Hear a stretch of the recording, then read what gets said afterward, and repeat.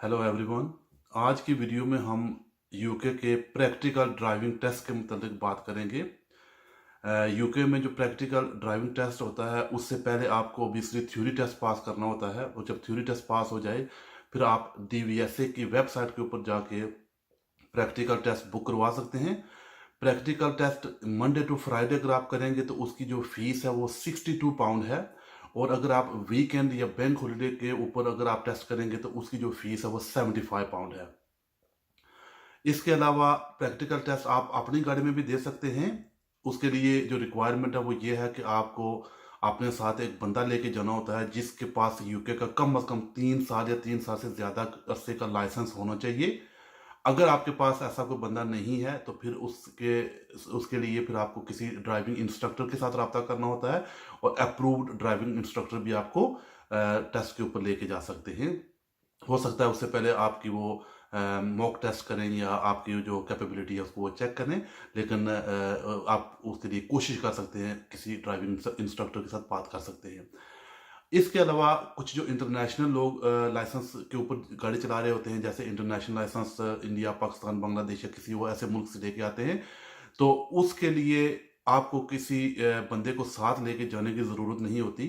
अगर आपकी insurance valid है, आपके पास इंटरनेशनल लाइसेंस स्टिल वैलिड है, वो एक्सपायर्ड नहीं हुआ, तो आप अपने तौर पे अपनी गाड़ी को भी लेके जा सकते हैं और टेस्ट में बैठ सकते हैं। अगर आपसे एग्जामिनर इसके मुताबिक पूछे तो आप उनको बता सकते हैं कि मेरा इंटरनेशनल लाइसेंस अभी तक वैलिड है। वो कभी कभी आपका लाइसेंस या पासपोर्ट वो चेक करेंगे, और वो मैंने पिछली वीडियो में मैं आपको बताया था कि जो वैलिडिटी है इंटरनेशनल लाइसेंस की, ऑन द डे जब आप इस कंट्री में लैंड करते हैं तब वो शुरू होती है और फिर 1 साल तक वो रहती है।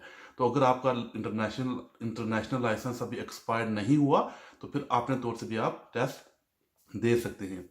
इसके अलावा प्रैक्टिकल जो टेस्ट होता है वो तकरीबन 35 मिनट्स का होता है, जिसमें ऑब्वियसली वो आपको show me tell me question भी पूछते हैं, और फिर थोड़ा सा इंट्रोडक्शन भी होता है। इन द बिगिनिंग 2-3 मिनट्स की वो कन्वर्सेशन होती है। फिर जो तकरीबन 5 मिनट आप कह सकते हैं कि कम से कम 5 मिनट आपको लग जाते हैं। 32 to 33 मिनट्स की जो ड्राइविंग आपको रोड के ऊपर करनी होती है, जिसमें एक मनूवर आपको करना होता है, और उसके अलावा आपको हो सकता है इमरजेंसी स्टाफ एडिशनली वो भी करवा सकते हैं।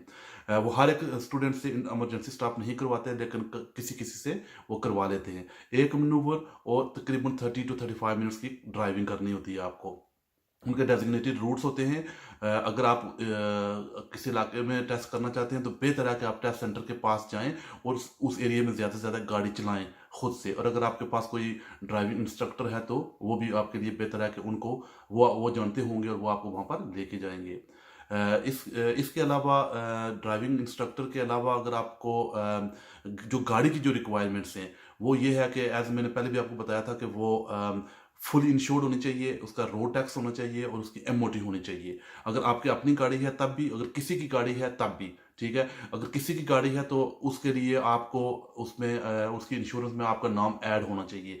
ये बहुत ज़रूरी चीज़ है। और अगर आप ड्राइविंग इंस्ट्रक्टर के साथ जाते हैं तो ज़रा उनकी गाड़ियाँ ऑलरेडी इंश्योर्ड होती हैं। और ड्राइविंग टेस्ट का सबसे बड़ा मसला ये होता है कि ड्राइविंग टेस्ट जो लेते हैं वो बाय बुक लेते हैं।